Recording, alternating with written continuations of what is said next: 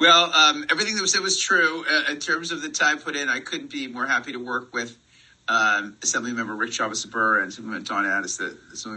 They've been both fantastic to work for and huge warriors. For myself, I tell my personal story. We all have our roles in this when we meet with the CTA, for example, which we did yesterday, and AXA, which is school administrators, which we'll meet with tomorrow.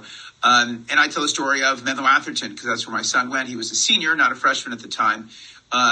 But you probably all heard the stories. Yesterday with CTA, I pulled up two of the most egregious slides of an egregious presentation that purported to be some version of Middle East history, but was a bizarro land of falsehoods and innuendo around Israel and Gaza, and said that Israel was created on land stolen from the Palestinians, which the UN said was illegal, when, of course, we all know the UN created Israel, and there was no Palestine before that, and Gaza was controlled by Egypt, and we all know the history, but this was not that.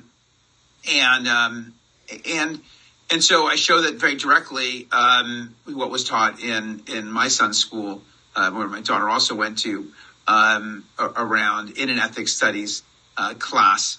And that's why I felt like I had to get involved.